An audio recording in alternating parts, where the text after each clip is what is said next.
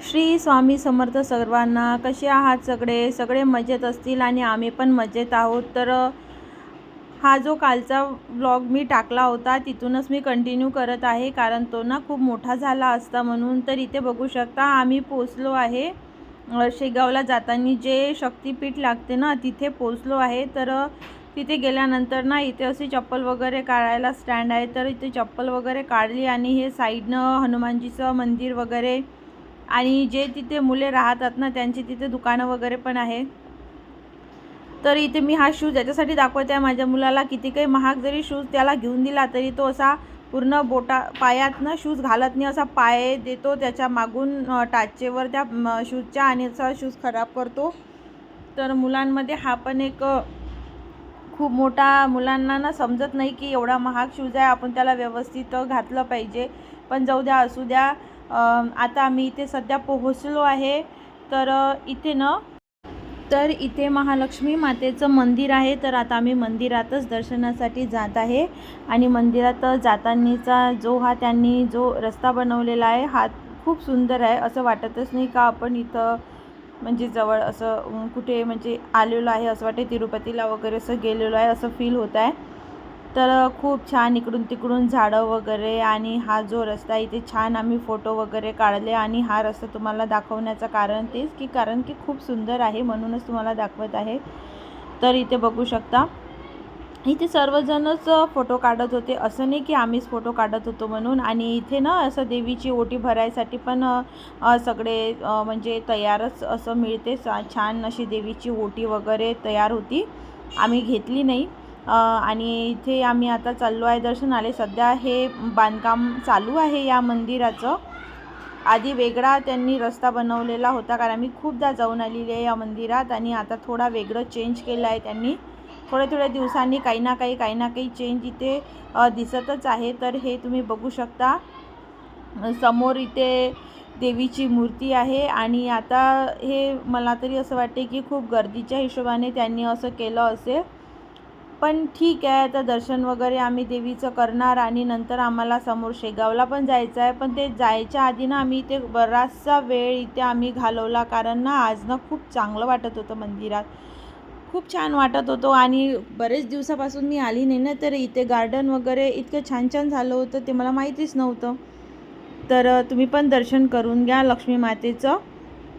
आणि आम्ही पण दर्शन वगैरे केलं आणि नंतर इथलं दर्शन झाल्याच्या नंतर इथे पण ही कुबेर देवताची मूर्ती आहे आणि खाली आहे इथे 12 ज्योतिर्लिंग.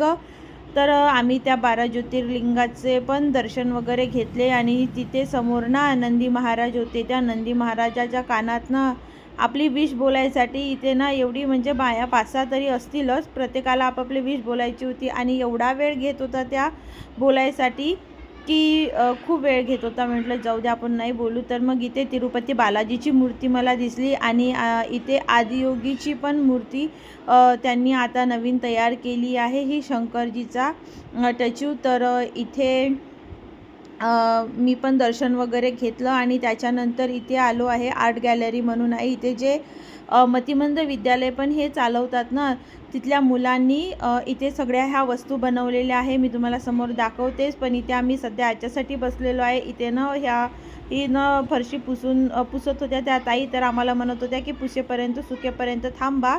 तर मग आम्ही त्यांना फरशी वगैरे पुसू दिली, तोपर्यंत थांबलो इथे. तर हे बघू शकता, हे सगळी कलाकृती, हे जे फोटो मुलं दिसत आहे ना त्यांनी बनवलेली आहे. ही सगळी मुलं मतिमंद आहे आणि त्यांनी ही जी कला त्यांची केलेली आहे ते कशी कौतुकास्पद आहे, खूप छान आहे त्यांनी केलेलं हे काम. तर इथं त्यांनी अशी एक्झिबिशन भरवलेलं आहे. तर इथे मी हात लावत होती, तर ते दादा थोडे रागावले पण की हात नाही लावायचा आहे म्हणून कोणत्याच वस्तूला. तर डोंट टच इथे लिहिलेलं होतं, पण माझं त्याच्यावर लक्ष नव्हतं. मला वाटलं असं उचलून वगैरे आपण पाहू शकतो की काय. तर हे मुलं आणि अगरबत्त्यांचा वगैरे पण इथे बिझनेस करतात ते मुलं. तर असं इथे नवीन प्रोजेक्ट असे हे जे आहे इथे जे कोणी या संस्थेचे संस्थापक वगैरे असेल तर हे चांगला उपक्रम राबवत आहे. तर छान वाटलं इथे हे नवीनच पाहायला मिळालं.